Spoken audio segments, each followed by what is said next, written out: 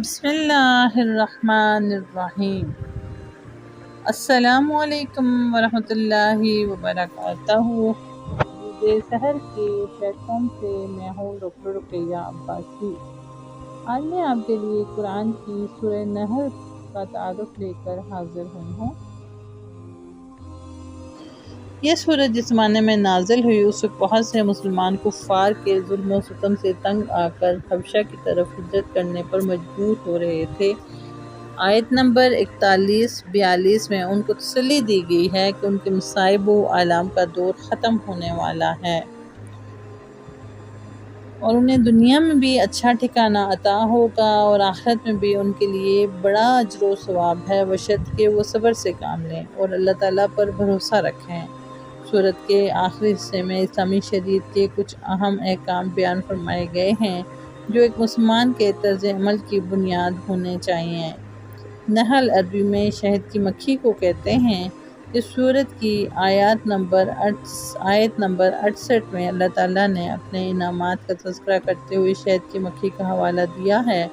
کہ وہ کس طرح اللہ کے حکم سے پہاڑوں اور جنگلوں میں اپنے چھتے بناتی اور شہد پیدا کرتی ہے، اس لیے اس سورت کا نام نحل رکھا گیا ہے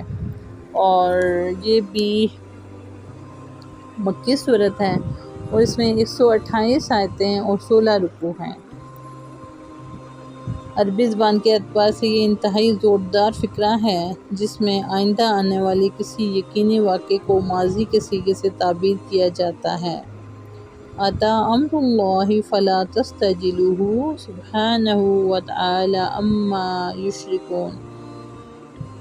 عربی زبان کے اعتبار سے یہ انتہائی زوردار فقرہ ہے جس میں آئندہ آنے والے کسی یقینی واقعے کو ماضی کے صیغے سے تعبیر کیا جاتا ہے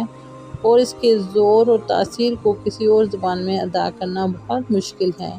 اس کا پس منظر یہ ہے کہ حضور صلی اللہ علیہ وآلہ وسلم کفار سے یہ فرماتے تھے کہ کفر کا نتیجہ اللہ تعالیٰ کے عذاب کی صورت میں ظاہر ہوگا اور مسلمان غالب آئیں گے، تو وہ مذاق اڑانے کے انداز میں کہا کرتے تھے کہ اگر عذاب آنا ہے تو اللہ تعالیٰ سے کہیے کہ اسے ابھی بھیج دیجیے۔ اس کا مقصد در حقیقت یہ تھا کہ عذاب کی یہ دھمکی اور مسلمانوں کی فتح کا وعدہ معاذ اللہ محض بناوٹی بات ہے، اس کی حقیقت کچھ نہیں۔ اس سورت کا آغاز ان کے اس طرز عمل کے مقابلے میں یہ فرما کر کیا گیا کہ کافروں پر آنے والے جس عذاب اور مسلمانوں کے غلبے کی جس خبر کو تم ناممکن سمجھ رہے ہو وہ اللہ تعالیٰ کا اٹل فیصلہ ہے اور اتنا یقینی ہے کہ گویا آن ہی پہنچا ہے، لہٰذا اس کے آنے میں جلدی مچا کر اس کا مذاق نہ اڑاؤ کیونکہ وہ تمہارے سر پر کھڑا ہے۔ پھر اگلے فقرے میں اس عذاب کے یقینی ہونے کی وجہ یہ بیان فرمائی گئی ہے کہ تم لوگ اللہ تعالیٰ کے ساتھ شرک کرتے ہو، حالانکہ اللہ تعالیٰ اس سے پاک بلکہ اس سے بہت بالا و برتر ہے، لہٰذا اس کے ساتھ شریک کرنا اور اس کی توہین ہے، اور خالق کائنات کی توہین کا لازمی نتیجہ یہ ہے کہ توہین کرنے والوں پر عذاب نازل ہو۔ انسان کی حقیقت تو اتنی ہے کہ وہ ایک ناپاک بوند سے پیدا ہوا ہے،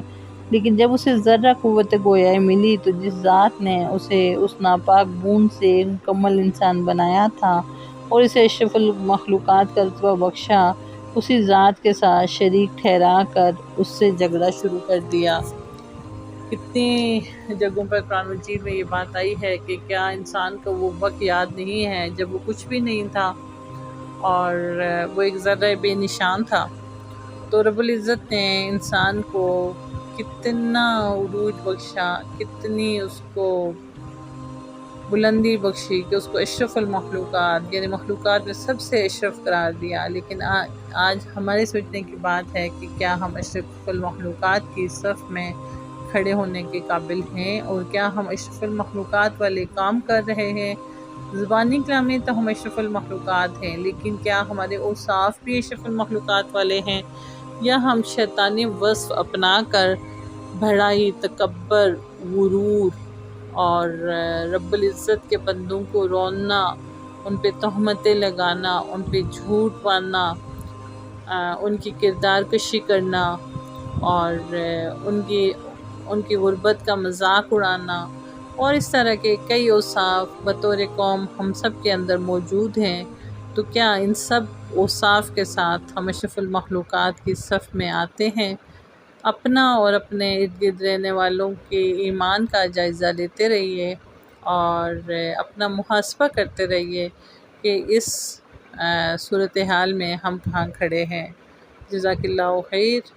نئے کسی صورت کے ساتھ اور نئے تعارف کے ساتھ انشاءاللہ بہت جلد آپ کی خدمت میں حاضر ہوں گی۔ اگر میرا چینل آپ کو پسند آئے تو اس کو سبسکرائب ضرور کریں تاکہ ہم اس پیغام کو زیادہ سے زیادہ آگے پہنچا سکیں۔